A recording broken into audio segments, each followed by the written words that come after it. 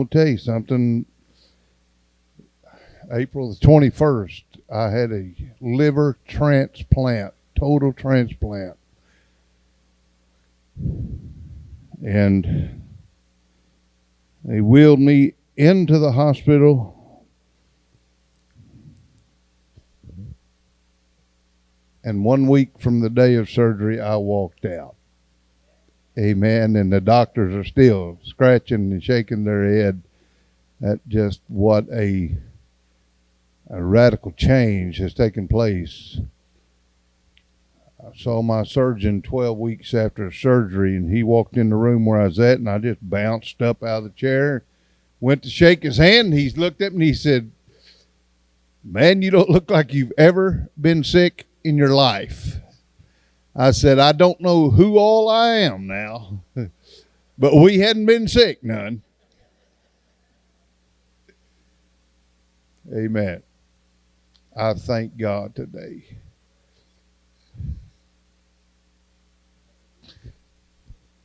Just keep in mind this morning, they transplanted a liver, not my crier. I can't help that, Pastor. I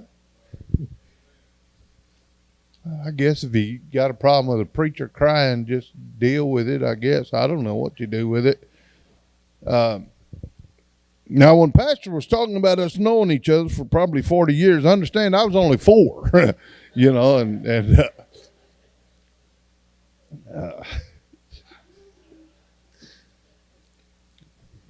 mean, they've been like a mom and dad to me, so I don't know what else to say.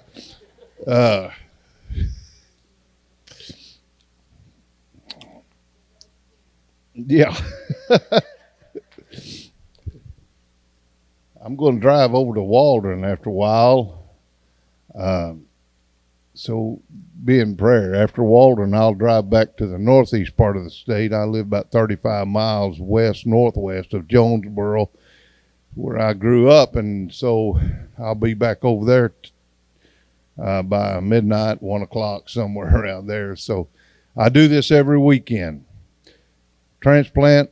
6 weeks later, I'm in the pulpit. My sister said, "You can't do that. That's too quick." And I said, "Girls, it can't be quick enough when you've been out for 5 or 6 years, not being able to." I got 7 sisters.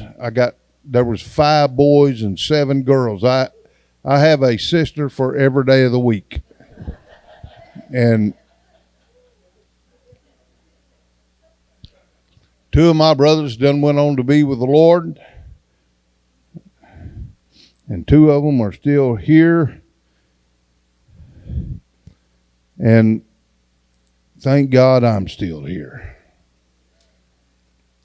6 weeks after surgery, I was in the pulpit. I've been in the pulpit every weekend since somewhere. Thank you so much for allowing me to come. And so let me hurry. It's 5 minutes or so after 11. I'm not going to preach a long time. After I get started, I'll let you know when to start, okay? And so don't nobody start me off too quick. But in the book of Genesis, I want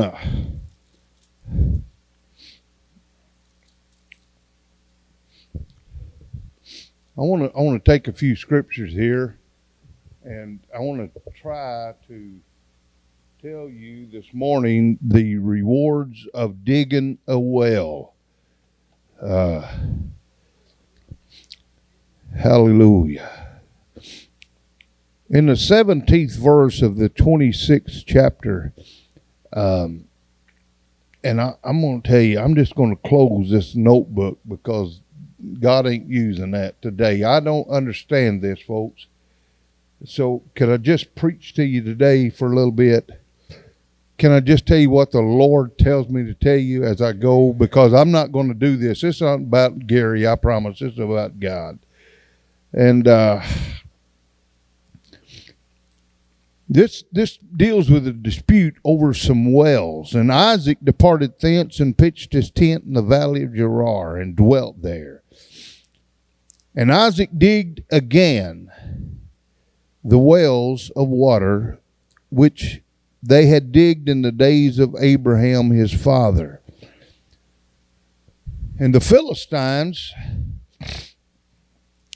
had stopped them up after the death of Abraham, and he called their names after the names by which his father had called them. Now he's trying to just capitalize on what Daddy had. Okay? And so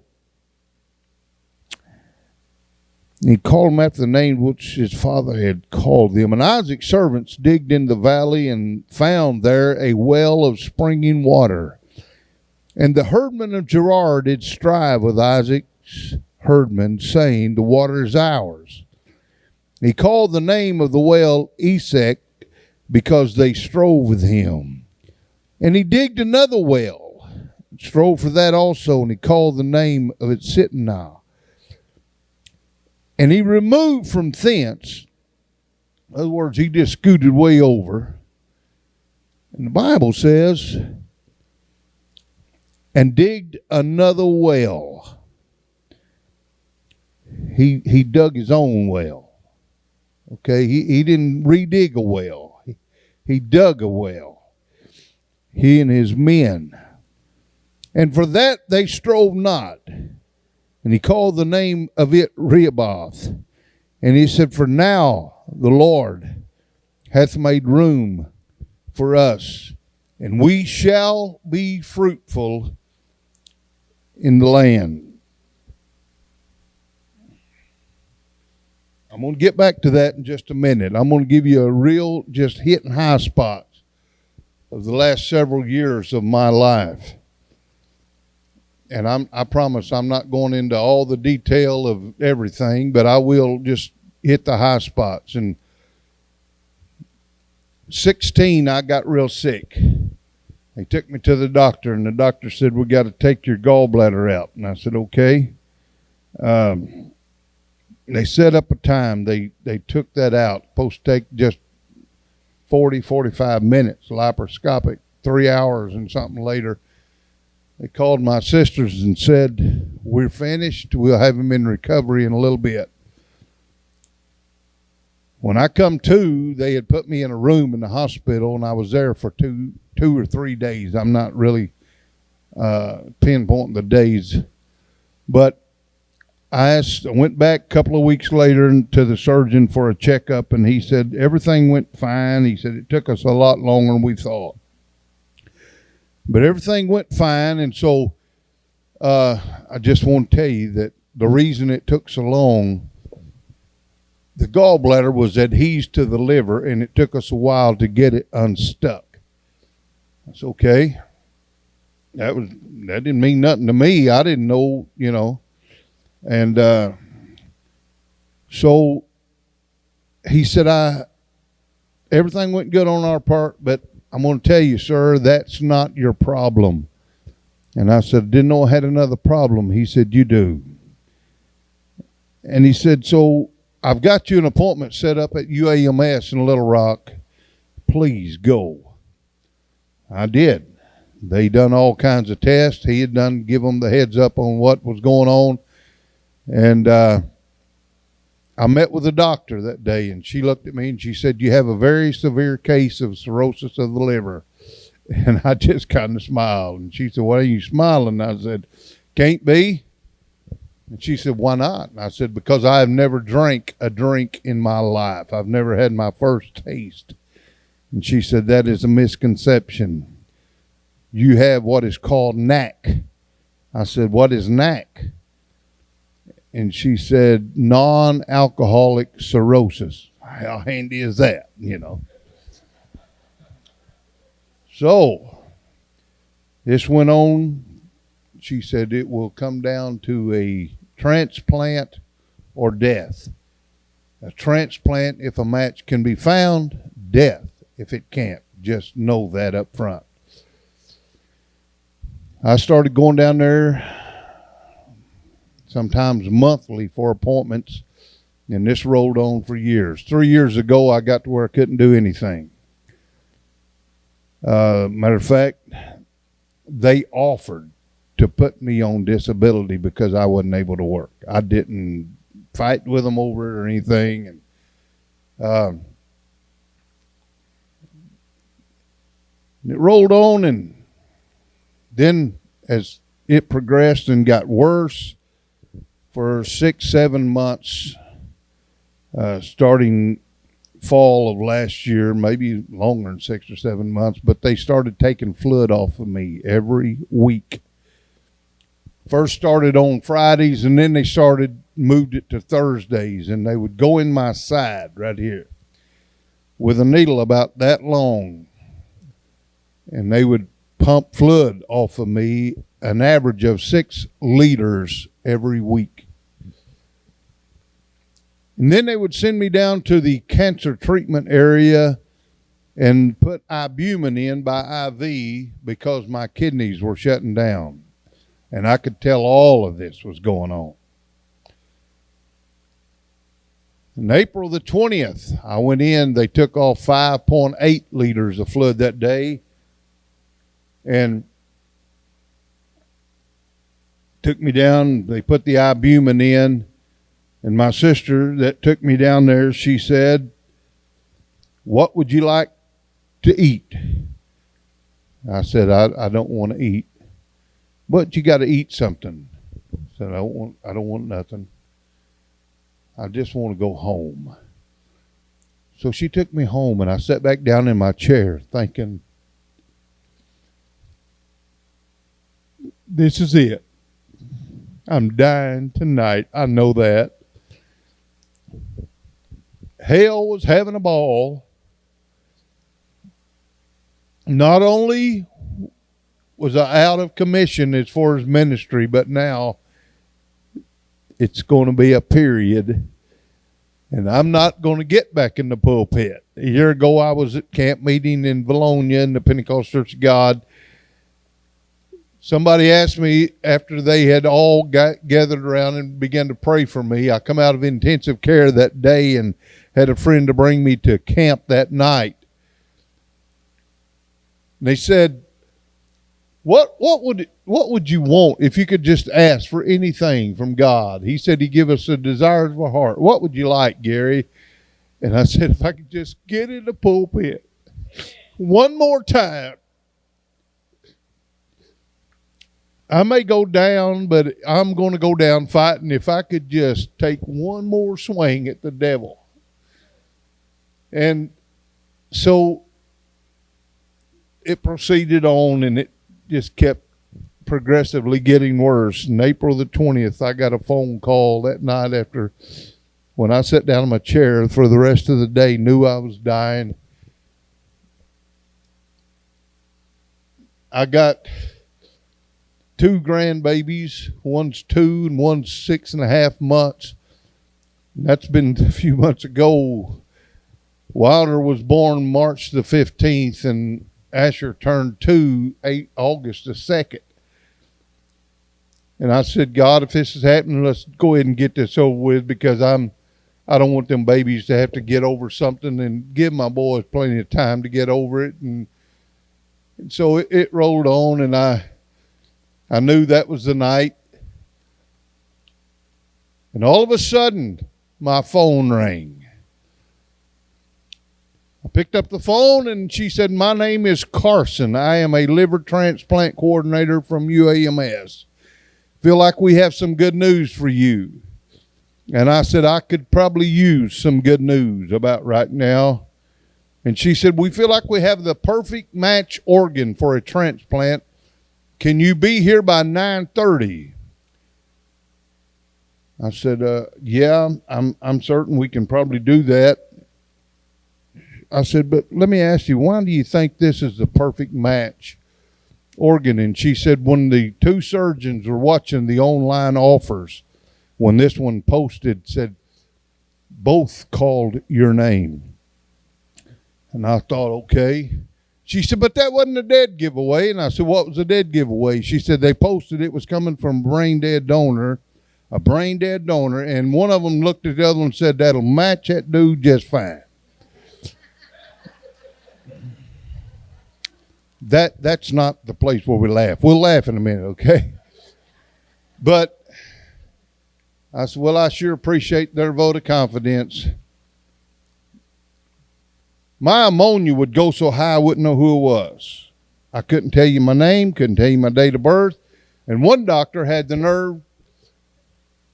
The Bible says, tempt not the Lord thy God. He had the nerve to tempt God one night, and he asked me, he said, do you know who the president is? About 2 years ago, and God hit me bad. I mean, good. And I said, we don't got one. And he looked at me and he said, I'm going to give you that one. And every day they'd come in, my ammonia would be high, and they'd keep me for sometimes a week trying to get it down, and they'd say, can you tell us the date, what date it is?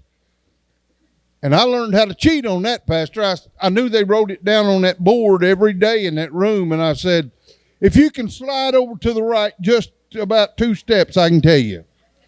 I think better when you're standing over here.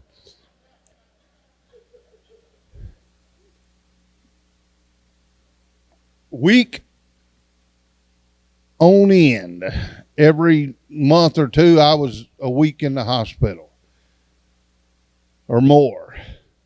Come in one night and said, can we get you anything? And it's about 2 o'clock in the morning. I said, I'd like to have just a drink of water. No, you can't have that. I said, well, how about a little ice to chew on? Can't have that. I said, well, what are they, the well go dry or what? And they said, well, they're going to transplant you tomorrow morning, and you can't have nothing on your stomach. I said, I don't need no water. If this is happening, I'm good. Don't worry about me. So they come in, they done the paracentesis on me and pulled some of the fluid off of me, and it was infected, and they couldn't put an organ in an infected body. Another time, 9 times it didn't work. And that's why I was wondering why she thought this was a good time. And so they get me to Little Rock. The anesthesiast comes in. I'm trying to hurry, Pastor. And the anesthesiast comes in and says, I'm here and I'm going to do your the anesthesia for your transplant surgery tonight. And I'm just going to share the pros and the cons of being put under so far. And I said, no, I don't want to hear nothing negative. And she looked at me and she said, what? I said, I don't want to hear nothing negative. And she said, why? And I said, because I'm dying tonight if this don't work. And she said, I said, I win either way. If this works and works good, I'm a winner. If this don't, I'm a winner. And so tears come to her eyes, and she said, do you have any questions? And I said, do you really think this is going to happen? Because they've come down and rolled my bed out in the hall before and stopped it. And she said, they called me. I live in Hot Springs. And she said, told me to come in. We got an emergency surgery coming up early in the morning. She said, there ain't nobody called and told me different. We're going for it. I said, let's go for it. And she said, I'm sending transport. They come up, got my bed, and rolled me out in the thing in the hall, and away we went down to the 2nd floor. Got me down in the pre-op. She walked by and she said, Gary, do you have any questions? And I said, I have one. And she said, okay. I said, when are we going to get started? And she said, you're not scared or nervous at all, are you? And I said, I don't have a choice. I said, I told you a while ago, if it works, I'm good. If it don't, I'm good. She said, okay, bring him on. And they took me down to the OR, and whenever they got me rolled up beside the operating thing there, they call it a table, I think. It's more like a slab of concrete or something. And they rolled me up beside that and said, can you just slide over here? And I broke and went to crying, Pastor, because I couldn't. I was so weak. She said, don't worry, we'll take care of it. And they did, and she said, I'm going to put this mask on you, and I want you to practice for a little while breathing through this. And because when we get ready to do the surgery, you need to be used to breathing through this. And she was spending more time telling me about this thing than it took to knock me out. I breathed 4 times and I'm gone. I wasn't sure where I was at, but I wasn't there no more. And so it could have took 10 to 12 hours is what they estimated. It took 6 hours and 45 minutes. Put me in the recovery. It'd be 2 to 3 hours. Within just an hour and 5 minutes or so, they put me in the ICU for 3 days. The next day after they put me in ICU, they come in. The nurse said, I'm going to take the ports out of the sides of your neck. I said, I thought they left them in there till I left ICU. She said, they got you a room ready on the 3rd or 9th floor. You're leaving here. One day, the next day after surgery, they took me up to the 9th floor. That later that day, I got out and walked the halls. The doc comes in that night and says, I want you to do me a favor. I know you're zapped. I know that your energy's gone. He said, we brought your immune system down to absolutely zero. He said, put a mask on and try to walk out of this room. If you don't do anything but walk across this 10-foot or 8-foot hall to the nurse's station and come back, try to walk. And I said, well, I just got back. And he said, from where? I said, from walking. And my nurse was in there, and I won't tell you what color she was, but here's what she said. He said, did he walk? He sure enough did. I tell you what he did. He'd like to walk me to death. That honker right there can go. I said, well, he said, that's amazing. It rolled on 1 week from a day of surgery. I walked out and went to my sister, Kay, in Phil's house. Told me I had to be there 5 or 6 weeks because I had to be within an hour of the hospital. A week and 3 days after that, they said, if you want to go on back home, you're welcome to. Said, we don't understand, but everything's fine. 3rd week I went back for a clinic visit. They took 70-something staples out of me and had the audacity to ask me if I wanted them for a souvenir. No, I don't reckon. I said, do you understand? Had I walked by a strong magnet, I would have been sucked over to it with all this steel in me. And she said, okay, all right. And so I'd bought my truck, and I went home and had my sister. I said, don't stop here. I was living with one of my sisters. My oldest son got married. I had 2 houses on my original home place where I grew up, and my oldest son was getting married, and I said, do you want to move out on the place here? You want this house? He said, what are you going to do? I said, well, mother's house is over here. I built for her. And I said, my sister's living in it, but she said, whenever I got ready for it, just let her know. And he said, you reckon that'd work, Dad? And I said, sure. Well, he took that house. Austin, my youngest son, and we went over and lived in Mom's house. And about a year or so goes by, and Austin says, Dad, I'd kind of like to talk to you. And I said, okay. Let me ask you a question before you talk to me. He said, all right. I said, do you think she'll say yes? And he said, she done did. I said, okay, you can have it. I'll just go to Wanda's. She was living by herself. And so it's a good thing I did, because there were times I couldn't even dress myself, and she would have to literally dress me. I'd get up of a morning and I'd go to the mirror if I could get up, and I'd look to see what color I was. Am I going to be yellow or green or ash gray?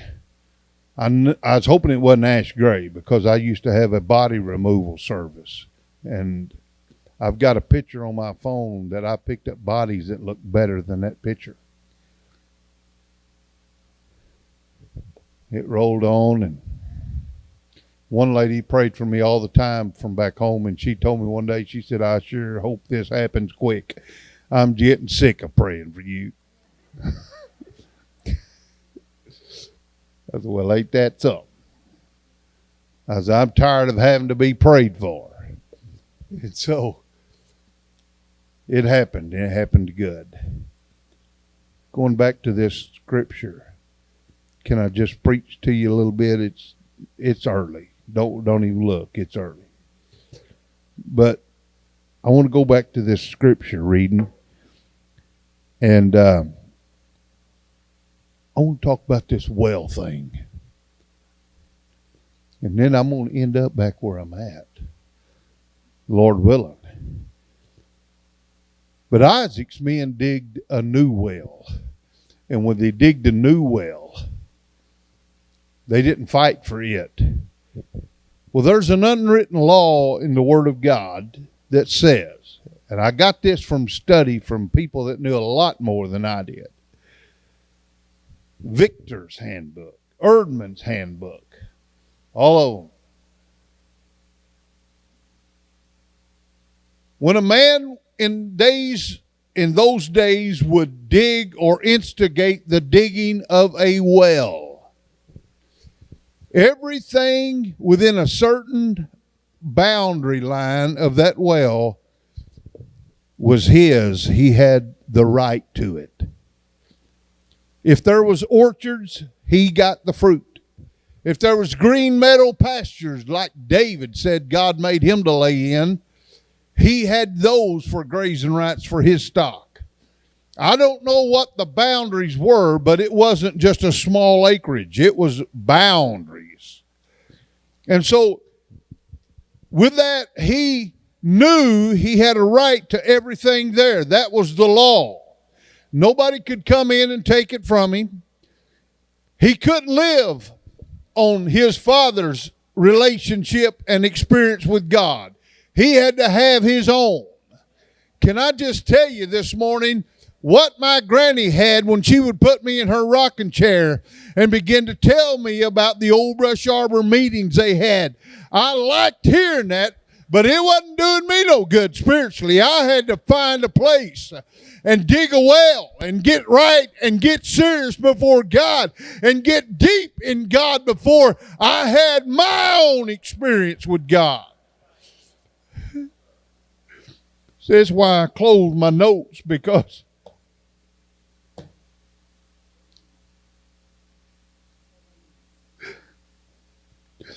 my mama called me one time living right beside us, and she said, come over here. Mama's like E.F. Hutton. When she spoke, you listened. And I went over there and she said, I want you to look in that box on the table, on the kitchen table, and tell me what you think. And I opened it up, and it was a brand new Thompson Chain Reference Bible. And she said, is that a good preaching Bible? And I said, oh, it's a good one, Mom. I love Thompson Chain. And she said, what about the color? And it's burgundy. And I said, oh my. I said, and I'm fixing to say thank you. And she says, well, I got that for Jerry. What?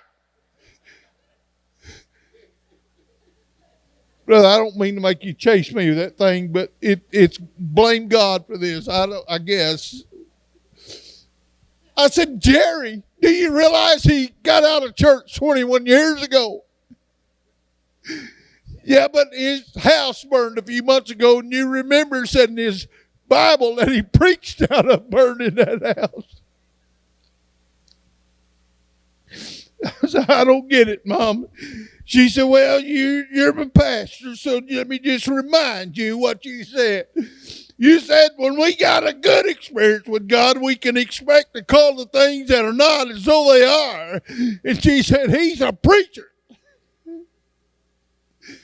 No, he's not. And she said, oh, yes, he is. And I'm going to go have his name put on it. And you're going to take me to Texas, and I'm going to give it to him.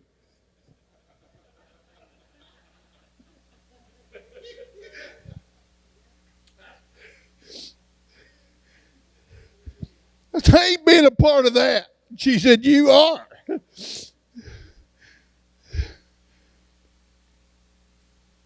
She called me a few days later and said, come back over here. I want you to look at this. And I walked over.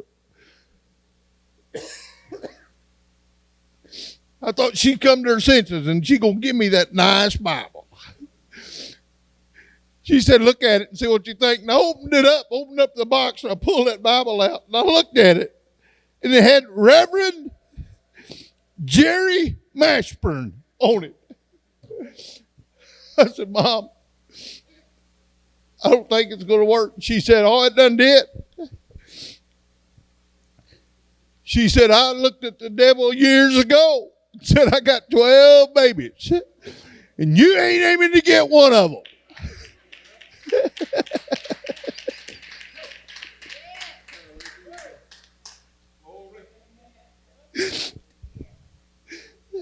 We took that Bible down to Texas. I want to get my brother off to himself and apologize for being a part of such a thing. And I never could. Every time I'd go to talk to him, something would happen. My mom said, Jerry, come in here. I want to give you something. He walks in and she handed him a Bible. And he just looked at it. Walked in and put it on the table. And Mom looked at me and she said, you ready? I said, for what? She said, we're going home. I done just what God told me to do. A few months go by and my brother comes in. He's married to a very devout Catholic. I don't have any problems with Catholics, I promise.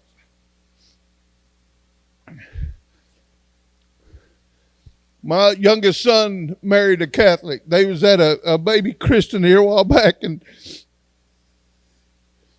my daughter-in-law's mother walked up to me and she said, Gary, could I ask you a favor? And I said, sure. This was before transplant. And she said, we go to this church some, we go to Jonesboro some. Would you care if we put your name on the prayer list here and there? I said, please do. The priest from down in Louisiana overheard this, and he walked up and he said, sir, I wasn't trying to eavesdrop on your conversation, but he said, I did hear that you got some health issues going on. And I said, yes, sir. And he said, would you mind if I put your name on the prayer list at our parish in Louisiana? And I said, please do. He said, I'm going to call some of the neighboring Catholic churches and they're going to do the same. He said, we're believing God's going to make a way where there's not even a way to be made.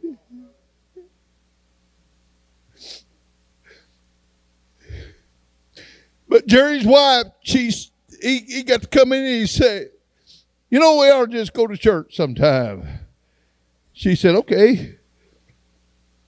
He comes in one Wednesday afternoon and she said, this went on for several weeks. He'd say this, and he come in and she said, we going to go to church tonight? And he said, well, no, not tonight. I'm pretty tired. And she said, Gary Ashburn, you listen and you listen close. When a woman says that, you might want to listen and listen close, because you might get killed. She said, here's the deal. If you want to go, I'll go where you go. I'll worship the way you worship, and I know how you was raised. I will be what you say we're going to be. She said, but if you're not sure about it, don't you ever mention it to me again. Because if you do, it's probably going to be the last thing you ever say. He looked down and he'd put that Bible on the coffee table in the living room, and he scooted that thing down. And he said, well, just kneel down right here. I think this will make about as good an altar as they are. And beside that seed that my mama sowed, he accepted Christ. She accepted Christ. Why did that happen? Because my mama was a digger. She dug that well. She knew what she had a right to. She knew she could call on God for whatever.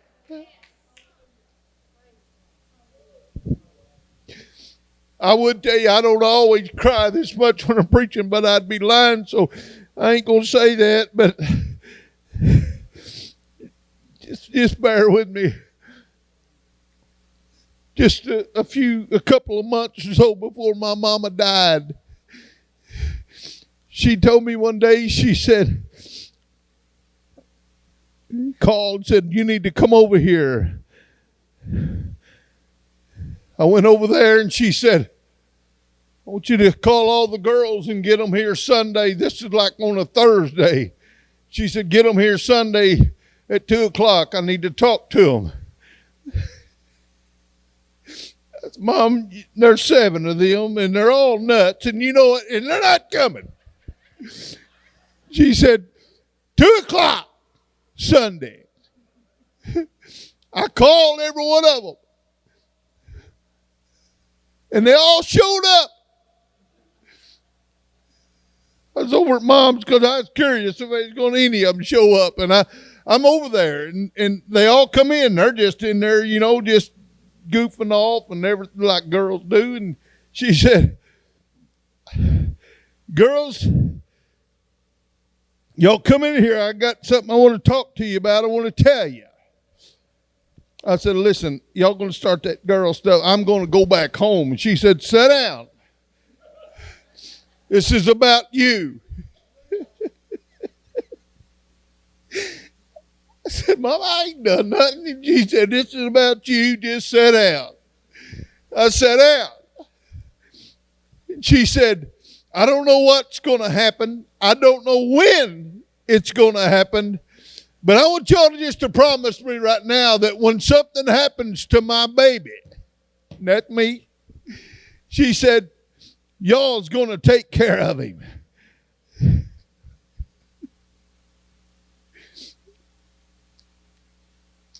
They honored that wish. They did so good at taking care of me.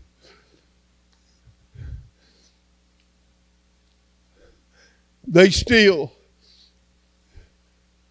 they're not trying so much to take care of me, but they sure are some bossy bosses now. And I was in a dump truck about 6-7 weeks after surgery, driving the truck, and Kay called me, and she said, what are you doing? And I said, I'm just out here. What's all that noise? I said, well, actually, I'm driving a dump truck, and that's what you're hearing. And she said, well, you go get out of that. I said, why? She said, you can't do that. I said, I'm all right. And she said, no, this ain't happening. I want you out of that truck. And I'm thinking, yeah. It's too rough. I said, it's got air ride. Well, it's just too hot. I said, it's got air condition. It don't make no difference. You get out of that. And about just a few minutes after I got off the phone, another one called and said, what do you mean driving a dump truck? I said, go ahead and call the rest of them and let them know it. I can't do anything. Tonight, whenever I head home, one of them calls, where you at? I'm just making sure you're okay. Yeah, I'm fine. Don't drive all the way home. I come in from Fort Smith the other night, 2 weeks ago tonight. I come in from Fort Smith, got home about 1 o'clock after preaching at Y City on Sunday morning and Fort Smith on Sunday night. I got home 5 o'clock. I got up. I guess you just have to know where I've been to appreciate this. But 5 o'clock, I got up. 6 o'clock, I got in the grain truck. And at 9 o'clock, I got out of the grain truck. I went home, got a shower, and sat in the living room for an hour or so because I wasn't even tired. You understand what I said? I told Brother Pack earlier in the office, I said, when God pushed the reset button, he went way back yonder and pushed it. I'm telling you right now, there can't nobody do you like God can do you. And how did my mom know something was coming up? Because she had a talk with God, and she had dug a well, and God had informed her, and she said, all right, I'm going to call this good before it ever gets too bad. I want you to know something tonight. That surgeon come in the day after my surgery, and he looked at me, and he went, oh, my. And I thought, what is wrong? I thought I was doing good. And he said, man, there ain't nothing wrong. He said, have you noticed your color? I said, no. And I looked at myself. I'm not yellow anymore. He said, man, it's only been a few hours. He said, your voice is so good and strong. I told Pastor I'd have to take 4 deep breaths just to give him my phone number.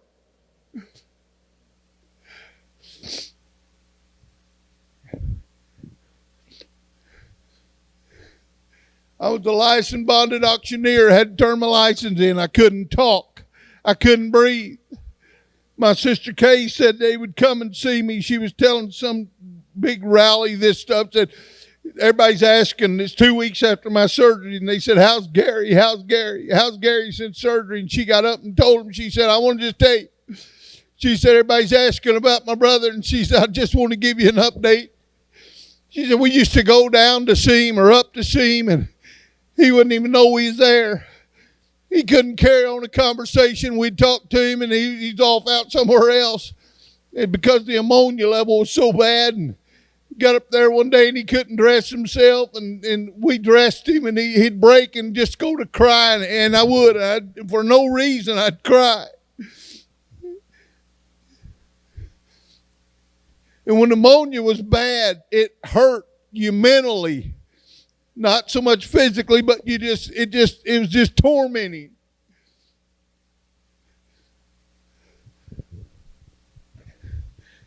And she said we'd go up there and we'd cry on the way home. God, please.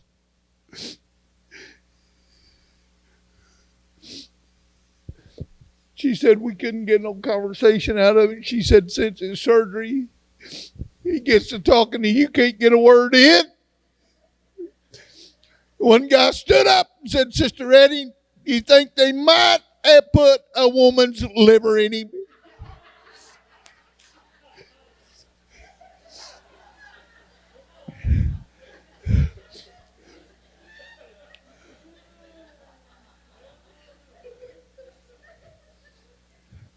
And all you women, I didn't say it. Somebody else did. My surgeon, I'd seen him at 12 weeks. He said, man, you look like you just look so good. And I said, my looks wasn't my problem. He said, really, they were. He said, you looked like you had been dead a while, not that you were just dead.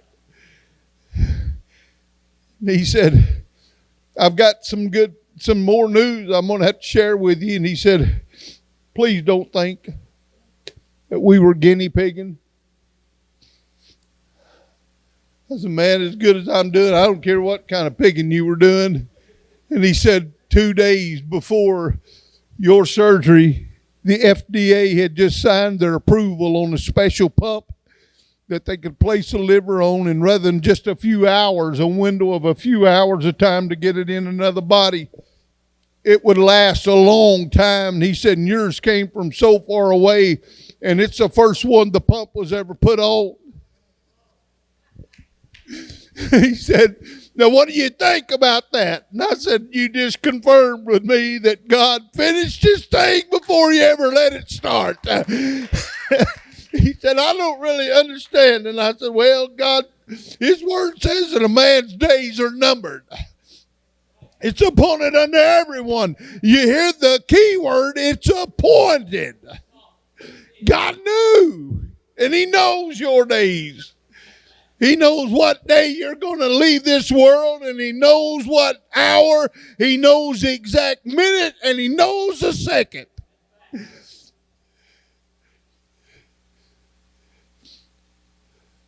Who said that's a fact? Did you do? I like that. I'm going to. You don't care if I use that and act like I come up with it, do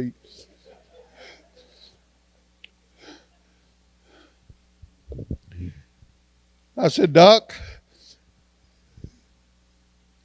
God knew that when I got 60 years and about a month old, I'd be dying with a liver failure. I said, he knew that. I said, but he also knew that somebody, their life would end that day. He knew that he could enable someone to take that organ from that person and put it in me.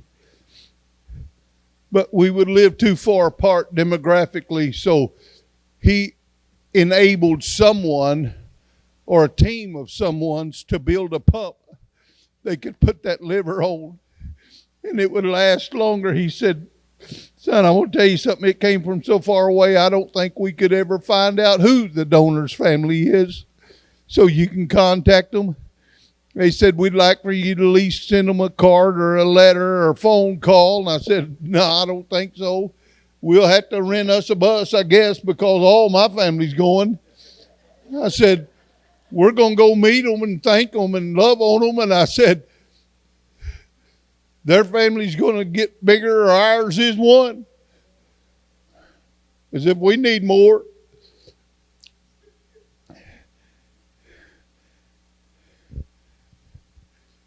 But you see, God said, I'll just build this pump through these guys or gals or whoever, and they'll be able to put that on that liver and send that liver to Little Rock where Gary's going to be, and they can put it in, and it's going to work.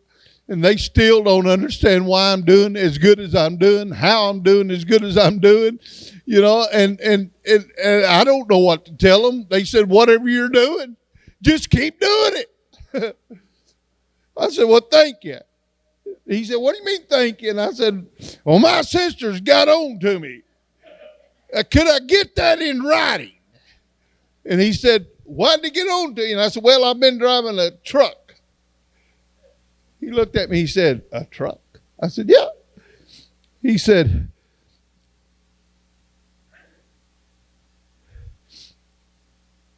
it don't bother you? I said, no. No, it's not bothering me any at all. He said, just keep it up. I said, that's the part I want in writing right there.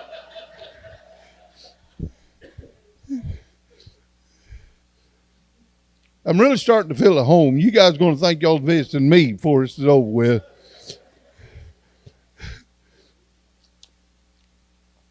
And he said, let's just wait a couple of months now, or maybe even 3 before we have to see each other again. He said, there ain't no need in you coming in every month. I go get labs every other week. They called me this past Thursday and they said, everything is perfect. Don't change nothing up. They've cut the anti-rejection drugs more than in half, and some of the others they're falling off at, you know, the last one that'll fall off will fall off the 21st of this month. I said, doing pretty good. And they said, oh, it's perfect, Gary. I said, I got a question. I didn't schedule no preaching for next weekend. I've been in the pulpit every weekend since the 4th of June, 6 weeks after surgery. Somewhere. I've been down on the line down across it down there with Brother Pack's brother. I've been up in Missouri 2 or 3 different times. I'm all over the state every weekend, and I didn't schedule nothing for this next weekend. I had my cousins from over in Mississippi and Tennessee said we're going on a trip the 8th of October. We will be deep sea fishing down off the Gulf Coast, and said, I said, well, you guys already enjoyed that. I said, no, it ain't you guys. We've been trying 5 years to get you to go, and you ain't never went. We know now why you couldn't go, but you're well now. We done paid your way and everything, and you're going. And I asked the nurse, I said, see, I was thinking, I'm a pretty good thinker. Well, God has placed a very special lady in my life, and he's done it in a hurry. Only problem is, I guess you're going to have to put a pump on one of us because she lives in Houston and I live here.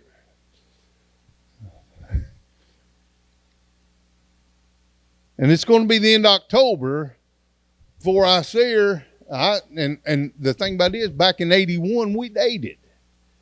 And she's never been married. I guess she thought, man, if it ain't no better than this, I don't want none of it, you know. I don't know. But, I mean, this is all God. So I'm talking to her on the phone last night, and I said, oh, did I tell you what the doctors told me? And she said, no. I said, they told me I can't go on that fishing trip because I can't take that nausea stuff. And I can't be out there throwing up. And I said, okay, I just won't go. And never even thought of nothing. I'm talking to her on the phone last night, and I said, wait a minute. You know how that I told you that my sickness didn't shock God? My miracle of health didn't shock God. I said, I'll just come to Houston next weekend. And I said, guess what? I don't even want to go deep sea fishing. I was trying to find a reason to get out of it anyway. And I never even thought that I'd have the weekend off. Matter of fact, I already texted a couple guys, said, look, that weekend's open if you want me to, but I'm not going to do that. I said, now, God had this all planned. I believe he wants me to come down there that weekend. She said, really? I said, oh, yeah. She said, I'm good. Well, let me tell you something. He said that he'd give us the desires of our heart. I've been back in the pulpit more than just that one time. I've seen God do miracles. God told me, he said, I'm going to use you in the gift of healing. How many knows that's still a gift of the Spirit? It's still alive. Brother Jerry Vincent's brother come up to me one night, just back in June. Early part of, middle or something, I don't know. And he said, look, I need you to pray for me. I said, okay. He said, my heart is totally blocked. If I live long enough, I go back in the hospital tomorrow, I think is what he said. And they're going to have to do a complete overhaul of my heart. My chance to make it through surgery is not that good.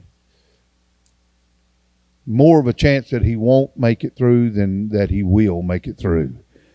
And I said, man, I'm not qualified to help you there, but I sure believe God can. He said, that's all I'm asking. Just believe God. At camp meeting a month or two later or whatever, he comes in and he walked up to me one night and he said, you remember me? I said, well, yeah, I think so. He said, oh, Russellville, the guy with a bad heart. And I said, man, it looks like you've recouped over the surgery very well. I'm very proud. He said, no, I didn't have to. When I went in, they checked me again. There wasn't no blockage anywhere. They didn't have to do anything. I was over in Bradford down the other side, the Little Rock down there. I was there one weekend, and the girl comes up, her and her husband, and she said, I want you to pray. My dad is going in for a biopsy tomorrow, and they done told us to make everything right. It ain't good. She said, the only reason they're doing a biopsy is just to let us kind of have a time that we can look and get everything took care of. And she said, but I believe that God sent you here for a purpose. I just want you to pray for my dad. I'd like to stand in place of him. And her husband said, when you get done praying for him, he said, I've been having some pains for a couple of weeks inside my body, and I can't point out where it's at. He said, it just kind of moves around. He said, my wife has tried to rub my back, and she can't get deep enough to help it none. He said, it's unbearable. I'm set to go in to meet a specialist tomorrow. And they're going to tell me what's going on. They said, don't look for good news. And I said, oh, really? We prayed for the girl's dad God, ain't nothing going to shock me anymore on what you do. You've done proved to me you go way beyond what we can go. I said, would you just touch her, Dad? I laid my hands on her husband and I said, God, I don't know what's going on here, and he don't either. And they're trying to figure out something, but would you just go ahead and take care of this and whatever this is, just clean this up and let this be over with. He got up the next morning, putting his work clothes on. She said, what do you think you're doing? He said, I'm getting ready to go to work. And she said, you can't. You got an appointment. He said, I don't need no appointment. He said, because last night after Brother Gary prayed, he said, I know it wasn't him that done anything. He can't do nothing. But she said, when he called on God, he said something took place, and I'm not hurt none since. I've been awake all night seeing if I was going to start hurting again. He said, I haven't. I'm going to work. She said, my dad went in to get the biopsy done. And did I say biopsy a while ago? The other day I got that mixed up with autopsy. That ain't good.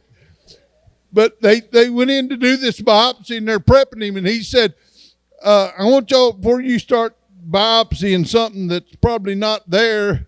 He said, all right, we'll check you. They come back in, they said, there's nothing to biopsy. It ain't there. See, I'm telling you right now, church, I'm not here to tell you my story.